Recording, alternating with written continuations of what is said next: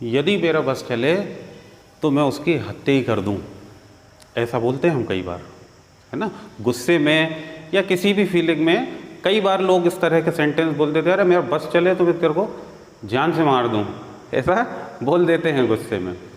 दूसरा, तुम्हें नज़र लग जाएगी। छोटे बच्चों को बहुत जल्दी नज़र लग जाती है। ठीक, अरे मैंने कोई तुम्हारा ठेका नहीं ले रखा यार, हैं, मैंने ये काम करने का ठेका नहीं ले रखा है। इस तरह के फ्रेजेस या कहना चाहिए कि वाक्यांश हम डेली लाइफ में बहुत यूज़ करते हैं। आज हम इन्हीं वाक्यांशों के बारे में पढ़ेंगे जो मैं आपको बता दे रहा हूँ। जिन वाक्यांशों के लिए आज हमें स्टडी करना है या जो वाक्यांश आज मैं आपको बताने जा रहा हूँ, उसमें पहला यही बताएंगे हम आपको कि कैसे सेंटेंस बोलना है कि अगर मेरा बस चलता तो मैं ऐसा कर देता, अगर उसका बस चलता तो वो ऐसा कर देता, और वो तुम्हारा मंजा सूद देगा या वो तुम्हें बहुत बुरी तरह पीट देगा, तुम्हें नज़र लग जाएगी और मैंने किसी का ठेका नहीं ले रखा है। इस तरह के वाक्यांशों को पढ़ने के लिए आज का हमारा ये वीडियो पूरा ज़रूर देखिए और बहुत आसानी से आप इसे बना लेंगे। लास्ट में मैं 2 सेंटेंसेस भी दूंगा, उन दोनों सेंटेंसेस को आपको कमेंट बॉक्स में उसका इंग्लिश करके लिखना है, जो आप बहुत आसानी से कर लेंगे।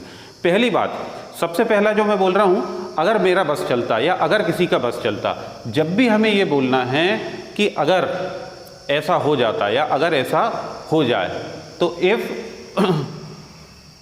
इसके लिए हम यूज़ करते हैं यहाँ पे if plus subject plus has या हैव या हैड, हैज़ हैव या हैड, प्लस यदि कोई प्रोनाउन की बात है तो उसका पजेसिव एडजेक्टिव, ठीक है। अब पजेसिव एडजेक्टिव क्या है वो भी मैं बता दे रहा। पजेसिव एडजेक्टिव प्लस वे, और फिर आगे का सेंटेंस इफ, जैसे मैंने कहा था यदि मेरा बस चलता, इफ आई हैव माई वे, ठीक, इफ आई हैव माई वे, जो भी सब्जेक्ट होगा, जैसे सब मेरा बस चलना तो आई है तो यहाँ पजेसिव एडजेक्टिव माई, वी होता सब्जेक्ट तो पजेसिव एडजेक्टिव और ही होता, यदि उसका बस चले ही होता तो यहाँ हम हिज, शी होता तो हर, दे होता तो देयर, और कोई भी नाउन प्रोनाउन है कि यदि राम का बस चले, इफ राम हैज़ हिज वे, ठीक है ना। यदि राम, तो प्रेजेंट की बात है वहाँ हम यूज़ करेंगे हैज़ हैव, पास्ट की बात होगी तो हम वहाँ यूज़ करेंगे हैड। सभी सिंगुलर के साथ हैज़, आई और प्लूरल के साथ हैव, और पास्ट में तो सिंगुलर हो या प्लूरल सभी के साथ हैड। अब जैसे मैंने आपसे पहला सेंटेंस कहा था, यदि मेरा बस चलता तो मैं उसकी हत्या कर देता, उसके लिए हम यूज़ करेंगे if I have my way I will kill him, I will kill him, मैं उसे मार देता या मैं उसकी हत्या कर देता। अरे नेताओं का बस चले तो वो तो देश को भी बेच खाएं। तो if the politicians, politicians plural है, if the politicians have their way, है ना, पॉलिटिशियंस प्लूरल है तो पजेसिव एडजेक्टिव देयर आ जाएगा। If the politicians have their way they will sell out the country, तो वो देश को ही सेल आउट, पूरी तरह बेच दें, या कहते हैं बेच खाएं, ठीक।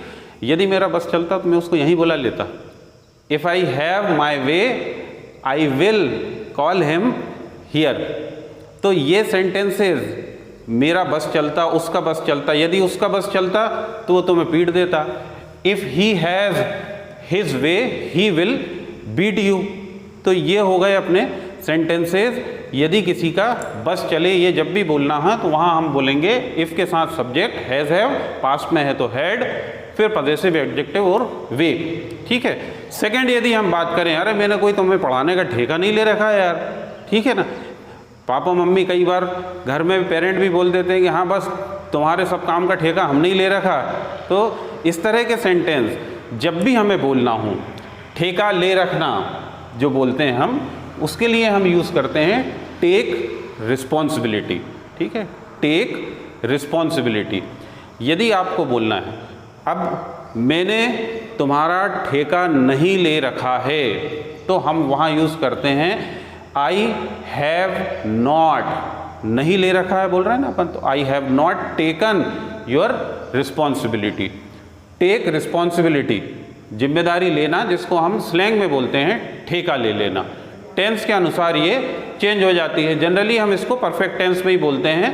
हैज़ और हैव के साथ टेक की थर्ड फॉर्म टेकन, हैज़ या हैव के साथ टेकन रिस्पॉन्सिबिलिटी और जो भी सब्जेक्ट है। अब जैसे मैंने कहा है मैंने आपका ठेका नहीं ले रखा है, तो I have not taken your responsibility. यदि ये होता मैंने तुम्हें पढ़ाने का ठेका नहीं ले रखा है, तो I have not taken the responsibility to teach you.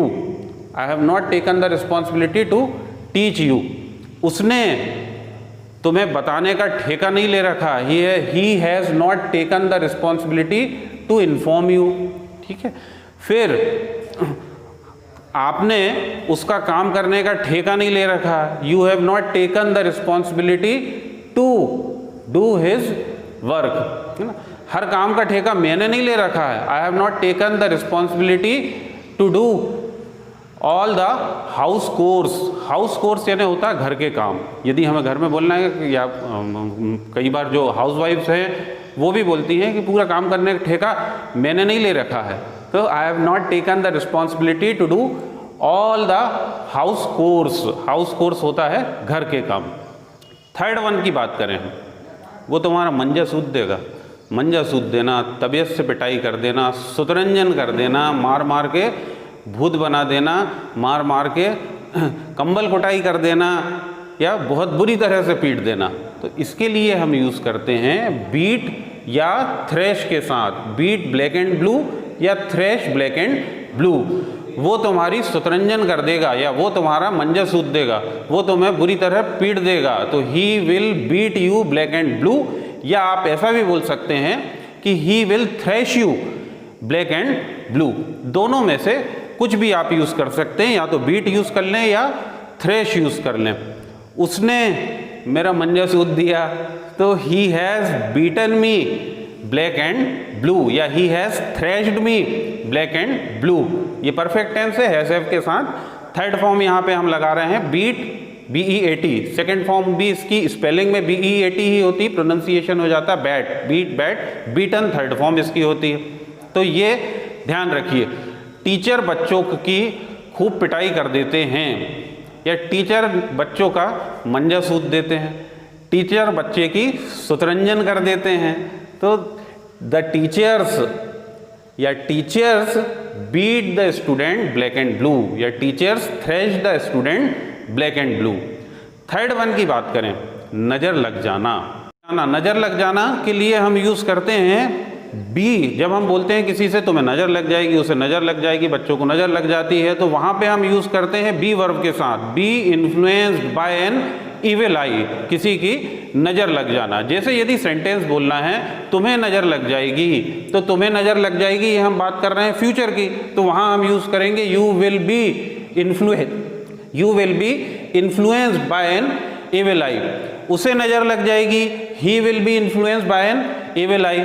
छोटे बच्चों को नज़र लग जाती है, किड्स आर। अब यहाँ प्रेजेंट टेंस की बात कर रहे हैं, तो बी की प्रेजेंट फॉर्म होती है is, am, are, was, were. Kids are influenced by an evil eye. मुझे नज़र लग गई थी, I was influenced by an evil eye. हालांकि मुझे नज़र नहीं लग सकती, आप तो देख ही रहे हो बहुत अच्छे से। तो यदि हम कहें कि उसको नज़र लग गई थी, तो he was influenced by an evil eye. उनके बेटे को नज़र लग गई थी, तो their son was influenced by an evil eye. तुम्हें नज़र लग सकती है, तो you can be influenced by an evil eye. तो ये चारों फ्रेज जो मैंने आपको बताए हैं, अब मुझे उम्मीद है कि ये बहुत आसानी से आपसे बन जाएंगे। सभी के स्ट्रक्चर भी बता दिए हैं, कैसे यूज़ करना ये भी आपको बता दिया। होमवर्क के लिए है जो आपको कमेंट बॉक्स में लिख के बताना है। तो होमवर्क के लिए पहला सेंटेंस आपके लिए है कि तुमने उसे पढ़ाने का ठेका नहीं ले रखा है, और दूसरा सेंटेंस लिखिएगा उसको नज़र लग सकती है, उसको नज़र लग सकती है। ये दो सेंटेंस आपके करने के लिए हैं, जो आपको इनका इंग्लिश करके कमेंट बॉक्स में लिखना है। वीडियो को अभी तक यदि सब्सक्राइब नहीं किया हो आपने हमारे चैनल को सबसे पहले सब्सक्राइब करें, लाइक करें, कमेंट बॉक्स में दोनों सेंटेंस के इंग्लिश करके जरूर लिखें। नेक्स्ट वीडियो में बहुत जल्दी आपसे मुलाकात होगी। Till then take care, bye.